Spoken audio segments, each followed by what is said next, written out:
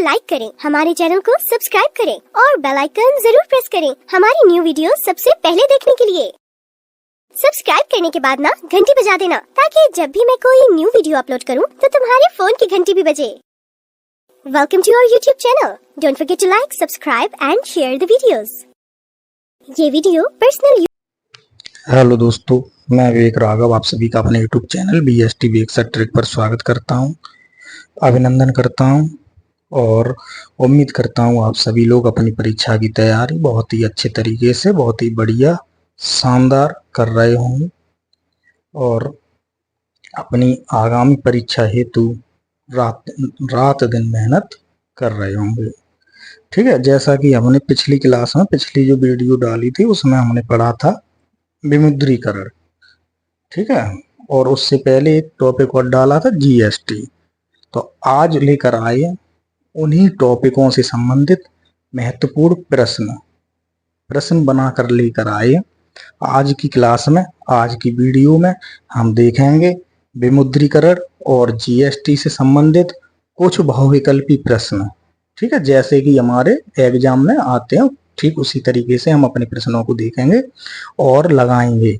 ठीक है, उन विकल्पों को समझेंगे, उन विकल्पों से ये जानेंगे कि इस विकल्प में क्या हुआ। ठीक है, और लगभग में उम्मीद करते हैं कि क्लास जब भी कोई वीडियो पढ़ा करे, ठीक है, उसे पूरी देखा करें, वीडियो को पूरा देखा करें, जिससे कि कोई भी चीज छूट ना पाए। ठीक, क्योंकि जब भी प्रश्न बनाए जाते हैं तो हो सकता है शुरू का प्रश्न ना आकर के परीक्षा में लास्ट का प्रश्न आ जाए, या कोई टॉपिक जब हम पढ़ाते हैं तो हो सकता है शुरू में ना पूछ करके कोई वो लास्ट में जब जो चीज हम बताते हैं उससे प्रश्न पूछ ले। तो ऐसा है कि वीडियो को पूरा देखा करें। दूसरी बात ये है कि देखो, हम सब लोग क्या सोचते हैं कि अरे बोर्ड कैसा चाहिए, सब डिजिटल बोर्ड। ठीक है, कि बोर्ड और टीचर के सामने सो, लेकिन हमारा मेन उद्देश्य ये होना चाहिए कि हमें क्वेश्चन लगाने हैं। अब वो क्वेश्चन हमारे कहीं से भी लग जाए, किसी की भी क्लास से लग जाए, जरूरी थोड़ी ना कि जो हमें डिजिटल बोर्ड पे पढ़ा है या उसी पे पढ़ा है तो हम वहीं से पढ़े के हम प्रश्नों को लगा सकें, या वो पढ़ाए तो उन्हीं के जो प्रश्न है वो आए। ठीक है, तो ऐसा कुछ नहीं होता कि केवल हमें वीडियो देखनी है, वीडियो हमें केवल अपने परीक्षा के उद्देश्य से देखनी है। ठीक है, कि हमारी परीक्षा में जो प्रश्न है वो ठीक लग जाए, फिर चाहे किसी की भी वीडियो देख लो, हमें किसी की वीडियो से कोई समस्या नहीं होनी चाहिए। ठीक है, फिर चाहे वो डिजिटल बोर्ड पर हो, पेज पर हो, हमें केवल समझ में आनी चाहिए कि जो पेज है, पेज पर जो लिखा है या बोर्ड पर जो लिखा है वो हमें दिख रहा है, वो हमारी परीक्षा से संबंधित है। केवल इतनी बात पता होनी चाहिए, बाद बाकी वीडियो को पूरा देख लिया करें। ठीक है, बेशक पेज पर है तो पेज पर भी जो चीज लिखी हो महत्वपूर्ण चीजें लिखी जाती हैं। आप सभी के सामने जो परीक्षा से संबंधित है, जो टॉपिक है, अगर बता दिया जाएगा कि जो पुलिस से संबंधित है तो पुलिस से संबंधित है। ठीक है, तो ऐसा करेगा, हमें तैयारी करनी है अपनी कि जो परीक्षा अब लगाओ पुलिस के जो पेपर के दिन अब थोड़े दिन बचे हैं, तो इतना याद रख के चलना है कि इतने दिनों में हमें प्रैक्टिस करनी है। और हमने बताया भी कि प्रैक्टिस और प्रेशर दोनों एक दूसरे के कैसे होते हैं, व्युत्क्रमानुपाती होते हैं। बताया ना कि ठीक उल्टे होते हैं। ऐसा मान के चलो कि प्रेशर, और अगर हम प्रेशर की बात करें और प्रैक्टिस की बात करें तो एक दूसरे के ठीक उल्टे होते हैं। अगर हम प्रैक्टिस ज्यादा करते हैं तो हमारा प्रेशर जो होगा, माइंड का जो प्रेशर होगा वो कैसा हो जाता है, कम हो जाता है। ठीक है, और अगर हम प्रैक्टिस नहीं करेंगे तो हमारा क्या प्रेशर जो होगा वो क्या होगा, बढ़ जाएगा। एक जैसा उदाहरण के तरीका सोचो कि अगर हम शुरू से मान लो कि जब पेपर कैंसिल हुआ, उत्तर प्रदेश पुलिस से ही लेते हैं कि जब पेपर कैंसिल हुआ तो बहुत से बच्चों ने ये सोचा कि अरे अब हम क्या करें, तैयारी नहीं कर रहे हैं कि अब पेपर होगा नहीं, ये पेपर पता नहीं कितने दिनों के बाद होगा। और सरकार ने जबकि सख्त आदेश थे कि पेपर जो है वो 6 महीने के अंदर होगा, लेकिन अब वो ये ना कि माइंड सेटअप जो बनाया जाता है ना, जो नरेटिव जो कहते हैं कि जो विचार फैलाए जाते हैं वो कैसे फैलाए जाते हैं, गलत गलत। ठीक है, कुछ लोग क्या है कि जैसा कहते हैं जो विपक्षी लोग होते हैं वो क्या काम करते हैं, उल्टा ही फैलाना है उन्हें तो।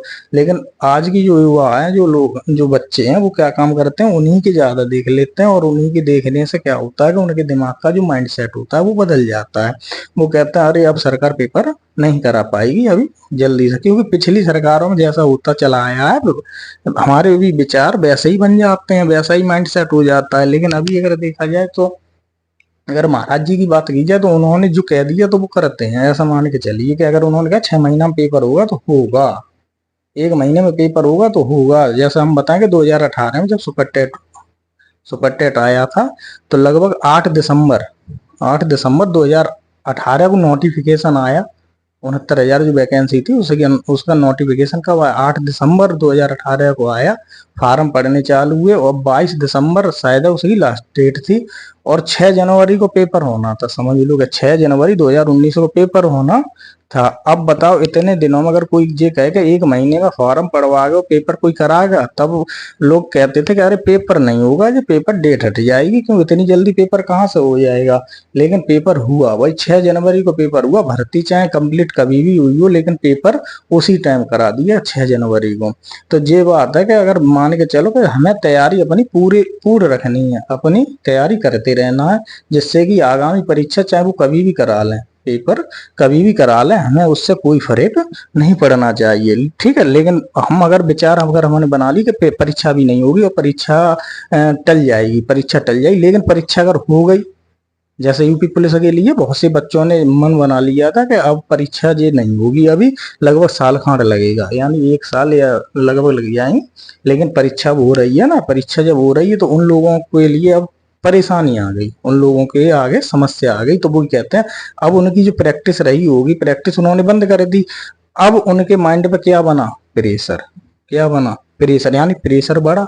अब प्रेशर बढ़ा, अब उनके दिमाग में बात चल रही होगी कि अब हम हिंदी पढ़ें, रीजनिंग पढ़ें, या मैथ पढ़ें, या जीएस पढ़ें, क्या पढ़ें, या अब क्या क्या पढ़ें, किस किस का रिवीजन करें। देखो रिवीजन की बात ऐसी है, जब लगातार करते रहोगे तभी वो चीज आपके पास रहेगी।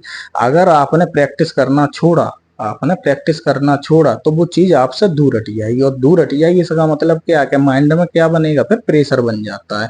तो वही कहते हैं कि जब प्रैक्टिस कम तो प्रेशर ज्यादा, जब प्रैक्टिस ज्यादा तो प्रेशर कम। ठीक है, तो इतनी प्रैक्टिस करो कि प्रेशर का नाम निशान रहे ही ना, प्रेशर रहे ही ना आपके दिमाग में। क्यों? तैयारी करके चलो, प्रेशर केवल इतना रहना चाहिए कि हमें परीक्षा देनी है और परीक्षा देते समय हमारा समय बचाव करना है।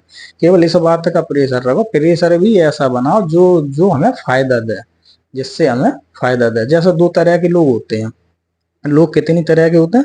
2 तरह के होते हैं, एक अच्छे और एक बुरे। जैसे कहते हो ना कि जैसे आपके भी होंगे, पड़ोसी होंगे, रिश्तेदार होंगे, कुछ ऐसे होंगे कि जब फोन करते होंगे कि हाँ बेटा क्या हुआ, तैयारी बहुत दिन से कर रहे हो, कुछ होगा नहीं होगा, तो आपके मन में विचार आते होंगे कि देखो कह दो आगे डारो ये क्या।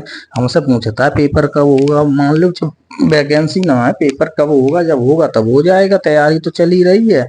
लेकिन ये लोग भी किसका काम करते हैं? आप प्रेरणा। ये लोग भी किसका काम करते हैं? आपका मोटिवेशन का काम करते हैं एक तरह से, चाहे बेशक निगेटिव हो। लेकिन अगर आप लोग इन्हें निगेटिविटी में लेते हैं तो फिर आपके विचार जो होंगे फिर वैसे ही बदल जाएंगे। लेकिन आप अगर उनके मोटिवेट जो जो वो मान लो वो अपनी तरफ से तो गलती करते हैं, लेकिन अगर आप उन्हें सही से यूज करते हो तो आप सक्सेस हो जाओगे। क्योंकि आप अपने मन में ये याद रखे चलो क्या, लोग कहते हैं कि अरे होगा नहीं होगा, कब होगा, आपके घर वालों को भी भड़काते होंगे, लेकिन अपने ऊपर नहीं लेना है। तो आपको उससे डबल मेहनत करनी शुरू कर देनी है कि होगा कैसे, नहीं होगा, जरूर होगा। ठीक है, तो ऐसे हैं कि वो उन लोगों को भी उनके जो विचार हैं, चाहे उनके गलत ही विचार हैं चाहे सही विचार हैं, उन लोगों को भी क्या करना है? अपने अपनी तरफ से पॉजिटिव लेकर चलना है। पॉजिटिव, निगेटिव नहीं लेना, पॉजिटिव लेकर चलना है।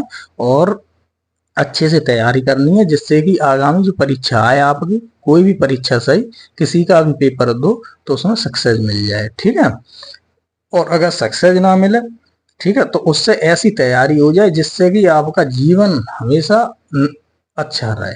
ठीक है, चलता रहे, जिसमें आप जीवन यापन अच्छे से कर सको। पैसे मेन चीज क्या है? क्या जॉब करते हैं लोग? जॉब क्यों करते हैं? कोई सेवा भाव से? सेवा भाव से नहीं करते हैं। जॉब करते हैं पैसे के लिए कि हमें पेमेंट मिलेगी, हमारा जीवन कैसा होगा, अच्छा गुजर जाएगा, इसलिए गवर्नमेंट जॉब करते हैं। ठीक है, तो पैसा अगर कह दिया जाए कि सभी लोग मान लो जो है जो सरकारी जो जॉब में रहेंगे वो केवल सेवा भाव से रहेंगे, तो ये मान के चलिए 99% लोग फॉर्म डालना छोड़ देंगे अगर सेवा भाव की बात कर रहे हैं।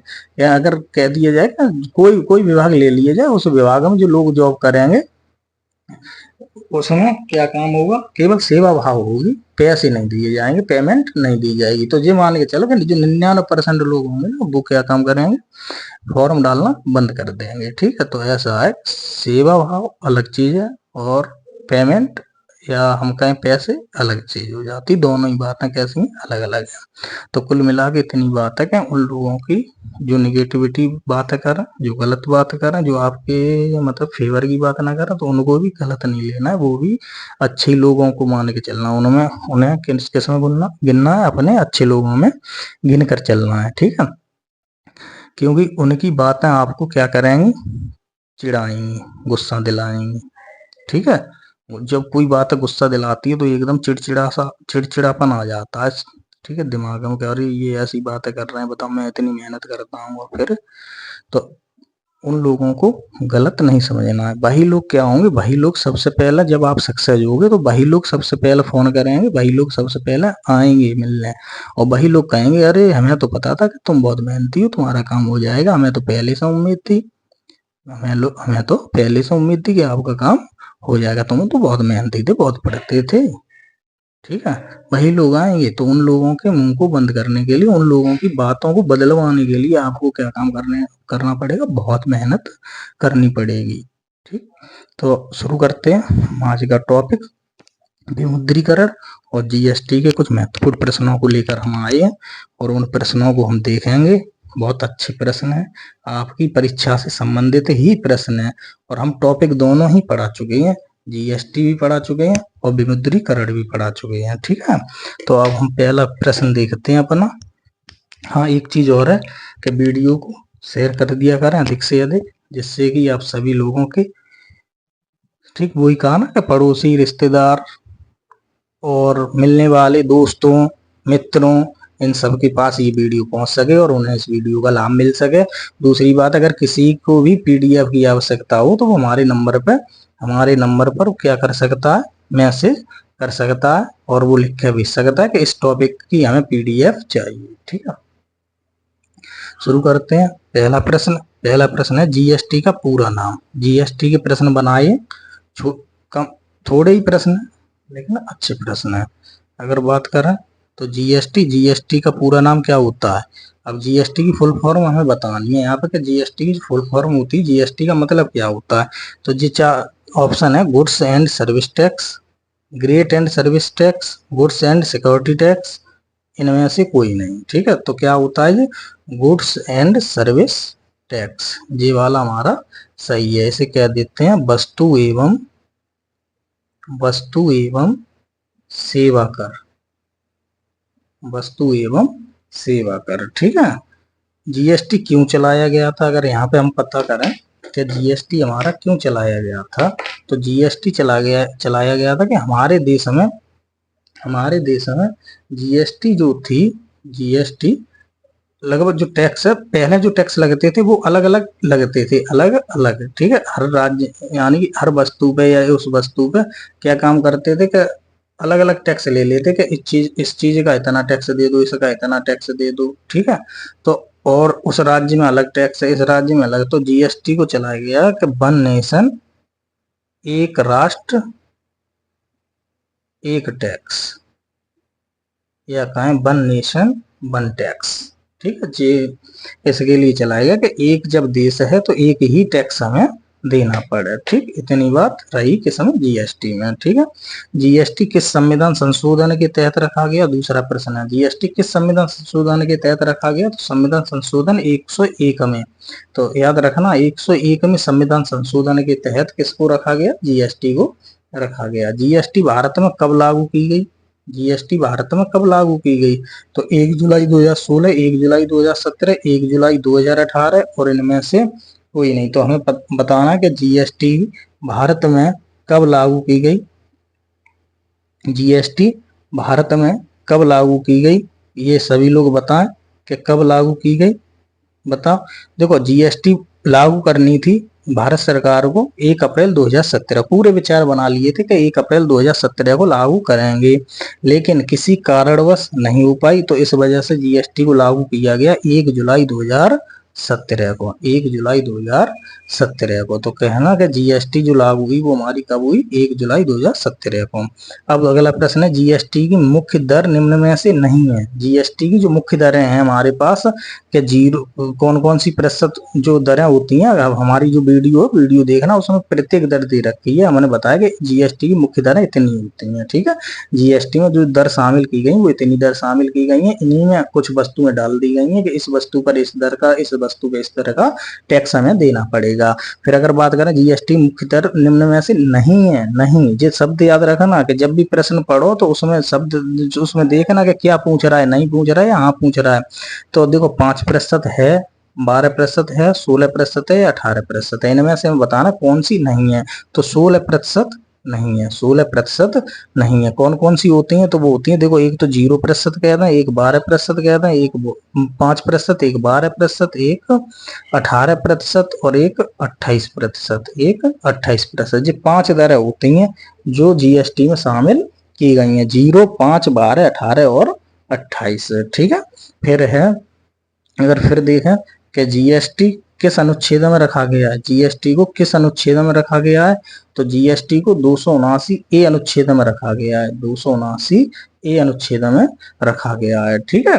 अब अगला प्रश्न देखें, तो जीएसटी किस देश के मॉडल पर आधारित है। जीएसटी किस देश के मॉडल पर, देश पूछना कि किस देश से लिया गया, जैसे हमारे देश में मूल कर्तव्य, ठीक है, मूल कर्तव्य लिए गए हैं, किसी कौन से देश से लिए गए, ऐसे ही हमारे देश में क्या मूल अधिकार कौन से देश से लिए गए हैं, संविधान में लिए गए ना लिए गए, क्या उस देश के मूल अधिकार ले लिए, उस देश से क्या ले लिए, मूल कर्तव्य ले लिए, ठीक है। तो ऐसे ही कहा गया कि जीएसटी जो है वो किस देश के मॉडल पर आधारित है, तो कनाडा, किस देश पर आधारित है, तो कनाडा देश है, उसमें जीएसटी चल रही है, उसका मॉडल लिया गया है हमारे देश में, ठीक है।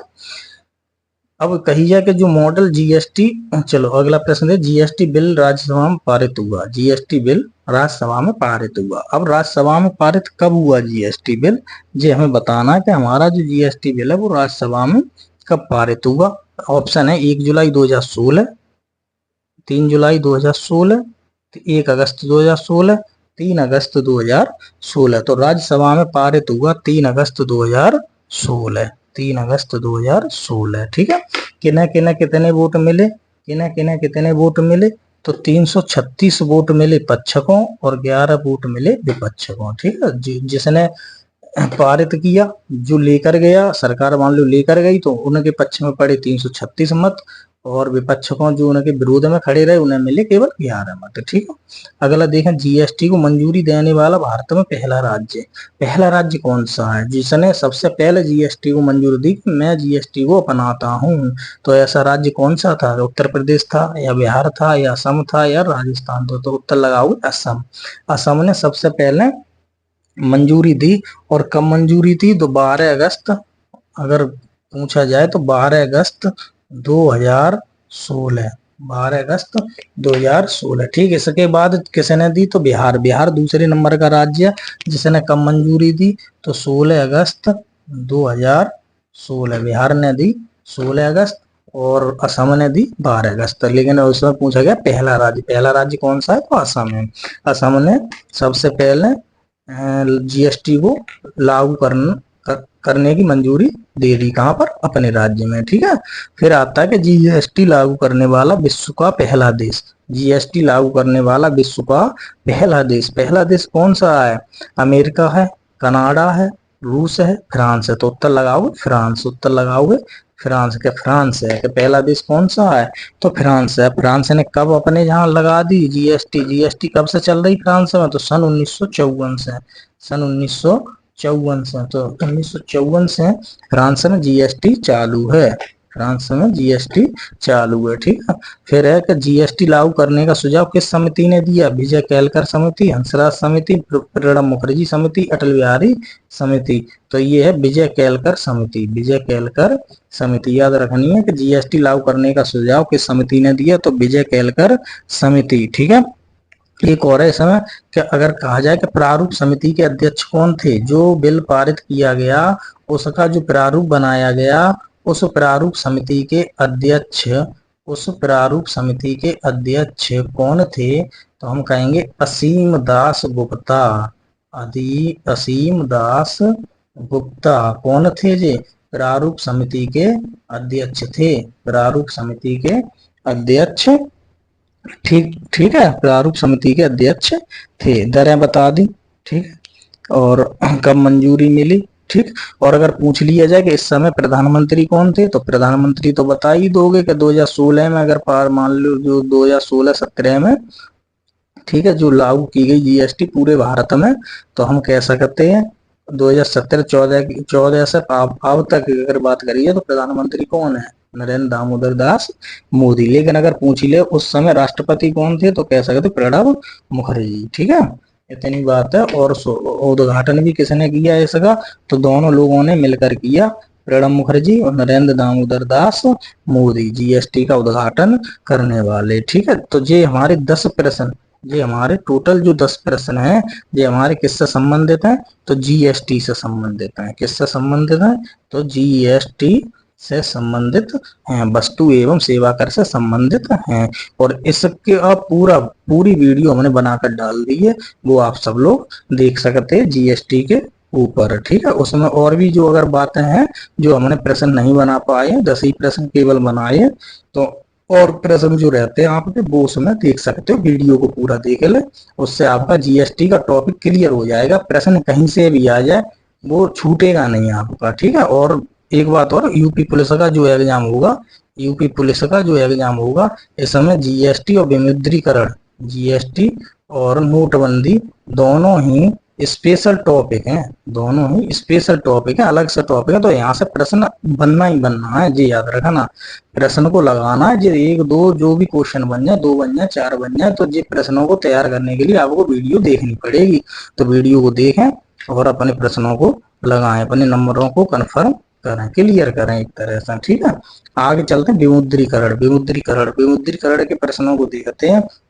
फिर है कि अगर किसी को भी पीडीएफ की आवश्यकता है, पीडीएफ की आवश्यकता है, तो वो हमारे नंबर 99 177, ठीक है, 73 751 या 9917777375 पर मैसेज करके पीडीएफ को मांग सकते हैं, ठीक है, पीडीएफ को मांग सकते हैं। आगे देखते हैं कि जो जीएसटी के प्रश्न हैं वो हमने लगाए। अब प्रश्न जो चलेंगे वो किसके चलेंगे, विमुद्रीकरण के प्रश्न चलेंगे। विमुद्रीकरण के प्रश्न हमारे कैसे हैं, ठीक है, किस टाइप के प्रश्न बन सकते हैं। देखो ये प्रश्न केवल एक मान के चल सके तो मॉडल प्रश्न है, इस तरीके से प्रश्न आ सकता है, ठीक है। लेकिन हमें टॉपिक पूरा कहाँ से पढ़ना पड़ेगा, तो वीडियो में देखनी पड़ेगी। अगर इनमें से फंस जाए तो सुभान अल्लाह, इनमें से फंस जाए तो बहुत बढ़िया, इससे बढ़िया क्या बात होगी, ठीक है। लेकिन हमें क्या काम करना होगा, वीडियो को देख करके अपने टॉपिक को क्लियर करना होगा, और उस आप जो चीज अच्छी लगे वो लिख लिया करना, नोट जरूर कर लिया करना। देखो लिखने से 2 चीजें अच्छी हो जाती हैं। एक तो माइंड क्या होता है, जैसे हम लिखते समय एक बार देख लें फिर उसे लिख लें, तो जब लिखते हैं कोई चीज तो वो हमारे दिमाग में कैसी हो जाती है, स्थिर हो जाती है, एक तरह से कैसी हो जाती है, स्थिर, ठीक है, ठहराव हो जाता है। तो किसी चीज को ठहराव के लिए हमें उस चीज को लिखना बहुत जरूरी है, ठीक है। तो अब अगर हम बात करें विमुद्रीकरण के प्रश्नों का, तो पहला प्रश्न देखते हैं कि आजाद भारत में कुल कितनी बार विमुद्रीकरण हुआ। आजाद भारत का मतलब है कि स्वतंत्रता के बाद विमुद्रीकरण अब तक भारत में कितनी बार हुआ है, तो कुल 2 बार हुआ है, कुल 2 बार हुआ है, ठीक है। अगर बात करें कि अब तक कुल कितनी बार हुआ है, अगर आजाद भारत और स्वतंत्रता से पहले के भारत को मिला लिया जाए तो कुल 3 बार हुआ है, कुल 3 बार हुआ है। केवल अगर बात करें किसकी, विमुद्रीकरण की, नोटबंदी की, तो नोटबंदी अब तक कितनी बार हुई है, केवल 2 बार हुई है। किस समय, आजाद भारत में यानी स्वतंत्र भारत में। और अगर बात करें टोटल की, तो टोटल 3 बार हुई है, कि स्वतंत्र भारत से पहले 1 बार और हो चुकी है।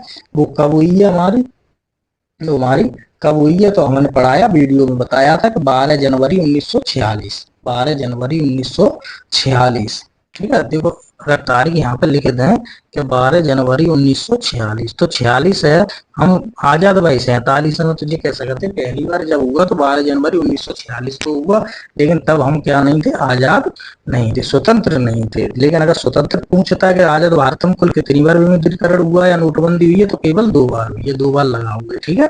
2 बार कब कब हुई है, तो ऐसे वीडियो को पूरा देख लें, उससे पता हमें चल जाएगा। एक बार हुई थी 16 जनवरी 1978 को, और फिर दूसरी बार हुई है 8 नवंबर 2016 को, ठीक है, यही 2 बार हुई है। अब अगला प्रश्न है कि पहली बार जो विमुद्रीकरण हुआ वो कब हुआ, पहली बार जो विमुद्रीकरण हुआ वो कब हुआ। तो देखो ऑप्शन दे रखे हैं, 16 जनवरी 1976, 16 जनवरी 1988, 16 जनवरी 1978, 16 जनवरी 1986। तो ये कह सकते हैं हर जगह जनवरी 16 ही जनवरी है, तो कई बार सन हमें याद रखेंगे कि 1976 होगी, 1978 होगी, 1988 होगी या 1986 होगी। तो हमने बताया है कि नोटबंदी पहली बार हुई है 16 जनवरी 1978 को, 16 जनवरी 1978 को, ठीक है। अब अगर प्रश्न आता है कि पहली बार विमुद्रीकरण के समय किसकी सरकार थी, सरकार किसकी थी, कांग्रेस की थी, बीजेपी की थी, जनता पार्टी थी, या इनमें से कोई नहीं, तो कह सकते हैं जनता पार्टी। किसकी थी, जनता पार्टी की थी। इस समय अगर पूछ लिया जाए प्रधानमंत्री कौन थे, प्रधानमंत्री तो प्रधानमंत्री कौन थे, मोरारजी देसाई, मोरारजी देसाई, ठीक है। अगर पूछ लिया जाए कि प्रधानमंत्री कौन थे, तो कह देना ये कौन है, हमारे उस समय के प्रधानमंत्री, उस समय के पीएम रहे मोरारजी देसाई, ठीक है, बहुत सही है। क्या अगर अब अगला प्रश्न चलते कि दूसरी बार विमुद्रीकरण कब हुआ। अब अगर पूछ लिया जाए कि दूसरी बार विमुद्रीकरण कब हुआ, तो 8 नवंबर 2016, 8 नवंबर 2018, 8 नवंबर 2015, 8 अक्टूबर 2016। तो हम कह सकते हैं कितनी, 8 नवंबर कब हुआ, 8 नवंबर को हुआ या 8 अक्टूबर को हुआ, कब हुआ, तो सब हमें लगा पता है? अब अभी तो सभी को पता होगा 8 नवंबर 2016, 8 नवंबर 2016, ठीक है। अब प्रश्न आता है अगला कि दूसरी बार विमुद्रीकरण के समय आरबीआई के गवर्नर थे। दूसरी बार का पूछता है कि दूसरी बार जो विमुद्रीकरण हुआ उस समय आरबीआई के गवर्नर, अब दूसरी बार हुआ कब था, 8 नवंबर 2016। अगर सरकार पूछी जाए 2016 में सरकार किसकी थी, बीजेपी की। प्रधानमंत्री कौन थे, प्रधानमंत्री कौन थे, तो नरेंद्र दामोदर दास मोदी, यानी कह दो नरेंद्र मोदी, ठीक है, यही प्रधानमंत्री थे। अगर दूसरी बार की बात करें, पार्टी किसकी थी, तो बीजेपी की पार्टी थी। दूसरी बार विमुद्रीकरण के समय आरबीआई के गवर्नर थे, तो कौन थे, आईजी पटेल, रघुराम राजन, उर्जित आर पटेल या सीडी देशमुख। देखो दूसरी बार की अगर बात करें तो उर्जित आर पटेल, कौन थे, उर्जित आर पटेल, ये दूसरी बार क्या थे, हमारे आरबीआई के गवर्नर थे। लेकिन अगर आईजी पटेल की बात करें, आईजी पटेल, तो आईजी पटेल है 1978 जो पहली बार। और रघुराम राजन की बात करें तो ये रहे तो हैं, लेकिन इनके समय कुछ नहीं हुआ। तो सीडी देशमुख की बात करें, तो सीडी देशमुख की अगर बात करें तो ये हुए स्वतंत्र भारत से पहले, तो सबसे पहली बार यहाँ लिख दे रहे हैं, सबसे पहली बार, ठीक है। जब विमुद्रीकरण हुआ उस समय आरबीआई के गवर्नर कौन थे, तो सीडी देशमुख थे। सबसे पहली बार की बात करें, अगर स्वतंत्र भारत में, आजाद भारत में अगर पहली बार की बात करें तो आईजी पटेल थे। और अगर दूसरी बार विमुद्रीकरण की बात करें तो उर्जित आर पटेल थे। तो उत्तर होगा हमारा उर्जित आर पटेल, उर्जित आर पटेल। ऐसे ही अगर हम अगला प्रश्न देखें तो दूसरी बार विमुद्रीकरण में किन नोटों को प्रतिबंधित किया गया। दूसरी बार जब अभी हाल ही में जो विमुद्रीकरण हुआ था 8 नवंबर 2016 को, उसमें किन नोटों को प्रतिबंध किया था, 500 रुपए के नोट, 1000 रुपए के नोट, ए और बी दोनों, या इनमें से कोई नहीं। तो हम कह सकते हैं 500 और 1000 रुपए के दोनों के नोट प्रतिबंधित कर दिए गए थे, यानी बंद कर दिए गए थे। तो हम सी ऑप्शन हमारा सही होगा, 500 और 1000 दोनों ही बंद कर दिए गए, ठीक है। अगला पहली बार विमुद्रीकरण में किन नोटों को प्रतिबंधित किया गया था। पहली बार 1000 और 5000 के, 5000 और 10,000 के, 1000, 5000 और 10,000 तीनों के, या केवल 10,000 के। तो हम कह सकते हैं 1000, 5000 और 10,000, 1000 और 5000 और 10,000, ठीक है। अगर कहिए कि इन नोटों का संचालन कब हुआ, इन नोटों का संचालन कब हुआ, तो इन तीनों नोटों का संचालन हुआ 1954 में, 1954 में, ठीक है। जनवरी 1954 में कैसा करते हो, या सन याद रखो तो 1954 में 1000, 5000 और 10,000 के नोट चलाए गए। अब एक बात यहाँ पर समझो, हम कहते हैं कि हमारा देश बहुत गरीब था, हमारा देश बहुत गरीब था। अगर अपने बुजुर्गों को, बड़े बूढ़े जो हों उनसे भी पूछोगे तो वो भी बताएंगे 90 के दशक में या 80 के दशक में क्या चलते थे, या 70 के दशक में पैसे चलते थे। क्या चलते थे, अगर बात करें क्या चलते थे, पैसे, रुपया नहीं चलता। रुपया की तो बात है, समझ लो कि रुपया चलता था लोगों के पास, तब पैसे भी चलते थे। क्या एक पैसा, 2 पैसा, 25 पैसा, 50 पैसा, ठीक है, 50 पैसा तो लगभग बहुत दिनों तक चले हैं। तो ये पैसा में जब बात होती थी तो अब जब मान लो जब लोगों के पास धन कम है, पैसा कम है, तो क्या जरूरत पड़ी थी कि 1000, 5000 और 10,000 रुपए के नोट चलाए गए होंगे उस समय। तो इसका मतलब ये है कि उस समय धन लोगों के पास था, पैसा लोगों के पास भरपूर था, जो रुपया था, यानी कि अगर कहें कि लोग जो थे वो ढेर सारे पैसे वाले थे, उन पे कहा बहुत पैसा था। अब जब बहुत पैसा था तो उन्होंने जब क्या काम किया होगा, क्या नोट चलाए गए होंगे। अगर मान लो वो पैसे में इकट्ठे करें या रुपयों में इकट्ठे करें, 1 रुपया, 2 रुपया, 10 रुपया, 100 रुपया, 50 रुपया, इन्हीं के नोट चलते होंगे। तो कहा गया होगा कि अगर इन्हें इकट्ठा करते हैं तो बहुत टाइम लगेगा, कि कहाँ तक इकट्ठा करेंगे, हैं कहाँ तक छुपाएंगे। तो उन्होंने क्या काम किया होगा कि 1000, 5000, 10,000 रुपए के नोट चलाए गए होंगे और वो धन इकट्ठा किया होगा। वो धन मान लो जहाँ पे भेजा हो वहां भेज दिया होगा। कुल मिला के ये बात रही होगी कि 10,000 का नोट चलाने का मतलब क्या, 10,000 का नोट आज सबके पास भरपूर पैसा है, लगभग में मान सकते हो कि आज अगर देखा जाए तो खूब खूब रुपया है, हर व्यक्ति के पास लगभग में अच्छे अच्छे खासे पैसे कमा सकता है व्यक्ति। तो आज के समय में जब 10,000 का नोट नहीं चलता है, तो उस समय जब 10,000 का नोट चला होगा तो सोच के देखो कि 1954 में भारत की स्थिति क्या रही होगी। कहते हैं कि गरीब होगा, लेकिन गरीब हुआ होगा, ये नहीं है कि गरीब होगा। होने में और करने में दोनों में अंतर होता है, कि गरीब किया गया हो और गरीब शुरू से रहा हो, ठीक है, तो दोनों में अंतर है। 10,000 का नोट चलाने का मतलब ये है कि भारत के पास भरपूर पैसा होगा, उस पैसे को गलत इस्तेमाल करने के लिए नोटों का संचालन किया गया होगा, जब ही 10,000 के नोट चलाए गए होंगे। वरना 10,000, 5,000 के नोट उस समय की तो बात छोड़ी दो, आज जब अधिक से अधिक 2,000 का नोट चल रहा है, आज 2,000 का नोट चल रहा है। और अगर आज की भी बात देखोगे तो 2,000 का नोट देखने को नहीं मिलता है। यानी कि इसका मतलब क्या है, 2,000 का नोट या तो बैंक नहीं दे रही है, बैंक इकट्ठा कर रही है, या फिर कोई व्यक्तियों ने, कुछ हमारे धनाढ़ व्यक्ति जो बहुत ही पैसे वाले व्यक्ति हैं, उन्होंने क्या काम किया है, एकत्रित करके रख लिया है, तभी तो नोट नहीं चलते हैं। ठीक है, क्या 2,000 का नोट अभी हमने तो लगभग बहुत दिनों से नहीं देखा है, ऐसा मान के चलो। तो कुल मिला के जो बात आती है वो ये बात आती है, अगर उस समय जो नोट चलाए गए 1000, 5000 और 10,000 रुपए के अगर नोट चलाए गए हैं, तो ये मान के चलो कि उस समय हमारे देश में भरपूर पैसा रहा होगा, हर व्यक्ति के पास पैसा रहा होगा। लेकिन बाद में फिर मंदी आती गई, मंदी आती गई, ठीक है, कुछ कारण रहे होंगे, कोई कारण बना होगा जिसके कारण हमारे देश से जो पैसा वो चला गया, फिर नोटबंद ये करने पड़े, नोट बंद करने पड़े, ठीक है। तो ये बात आती है, अगर खुद भी विचार करके देखोगे तो खुद भी सोचोगे कि 1000, 5000 और 10,000 रुपए के अगर उस समय नोट चलाए गए तो इसका कारण तो कुछ ना कुछ रहा होगा, क्यों चलाए गए। और जब पैसा नहीं था तो नोट का क्या करता व्यक्ति, किसके पास नोट जाते 10,000, 5,000 या 1,000, नोट किसी के पास जाते, सोच कर देखो ना, 10,000 नॉर्मल आदमी के पास।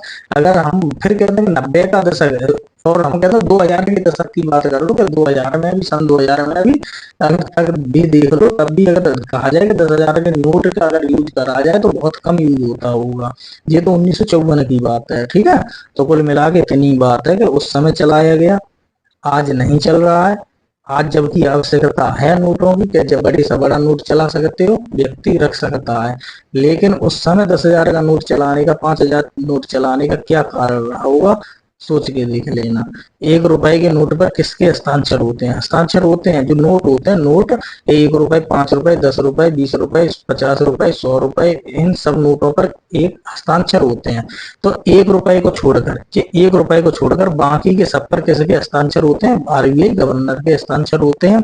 बाद में भी अगर केवल 1 रुपए की बात की जाए तो इसमें वित्त सचिव के हस्ताक्षर होते हैं। किसके हस्ताक्षर होते हैं, वित्त सचिव के, हस्ताक्षर होते हैं। बाद बाकी सब नोटों पर किसके हस्ताक्षर होते हैं?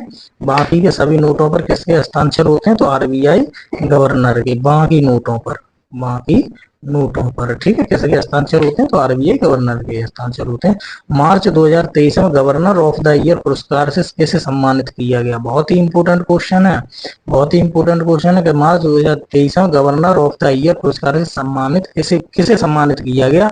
तो ये दे रखे उर्जित आर पटेल, शक्तिकांत दास, रघुराम राजन, इनमें से कोई नहीं, इनमें से कोई नहीं, ठीक है। तो आरबीआई गवर्नर है, तो उर्जित आर पटेल के समय क्या काम हुआ था? ठीक है, तो उर्जित आर पटेल ने विमुद्रीकरण, जो दूसरी बार विमुद्रीकरण हुआ उस समय आरबीआई गवर्नर कौन थे? उर्जित आर पटेल थे। अभी बताया ऊपर, गवर्नर ऑफ द ईयर अगर पुरस्कार दिया गया तो किन्हें दिया गया? तो शक्तिकांत दास को दिया गया, शक्तिकांत दास को। तो शक्तिकांत दास हैं कौन? शक्तिकांत दास हैं कौन? तो ये कह सकते हो वर्तमान आरबीआई गवर्नर, वर्तमान आरबीआई गवर्नर, ठीक है, वर्तमान आरबीआई के कौन है? गवर्नर है, ठीक है। अगला प्रश्न देखते हैं कि आरबीआई के द्वारा अब तक सबसे उच्चतम मूल्य वर्ग का नोट जारी किया गया है। आरबीआई के द्वारा अब तक सबसे उच्चतम मूल्य वर्ग का नोट जारी किया, तो सबे पता है, अब तक 10,000 से ज्यादा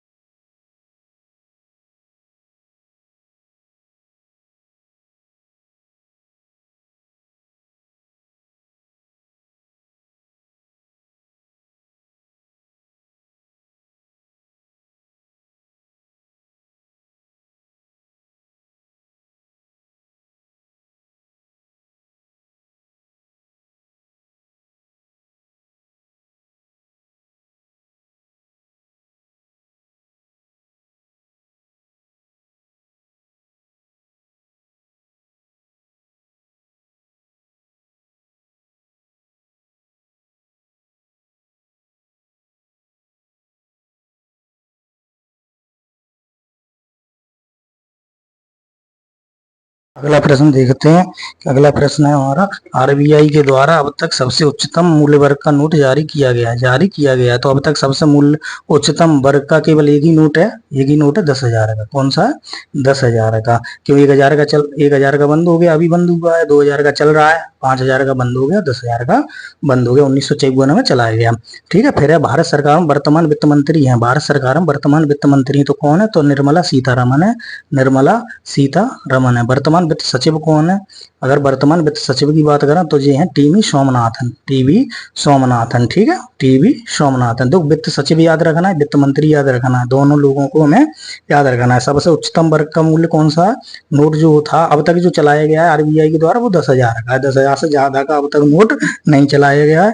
तो 10,000 का नोट कब चलाया गया? तो 1954 में चलाया गया था, ठीक है। तो आज की वीडियो में इतना ही कि आज हमने प्रश्न लगाए जीएसटी और विमुद्रीकरण से संबंधित, ठीक है। तो अगर किसी को भी अगर कोई चीज समझ में ना आए तो वो कमेंट करके बता दिया करें। कोई चीज अगर जैसा मान लो हमसे भी कोई गलती हो सकती है, सन में भी गलती हो सकती है, तो वो भी हमें कमेंट करके बता दिया करें, ठीक है। वैसे तो हम अपनी चलती पूरा सही लिखते हैं, सही बनाते हैं, लेकिन किसी कारण बस कोई कुछ मान लो 78 की जगह 76 हो जाए या कुछ भी हो सकता है, 88 हो जाए, तो ऐसा करेगा कोई सन हो सकती है गलत हो जाए, लेकिन आप लोगों देखो और उस पर कमेंट करके बता दिया करो, ठीक है। तो आज की वीडियो में इतना ही, तब तक के लिए धन्यवाद, नमस्कार, जय श्री राम, राधे राधे।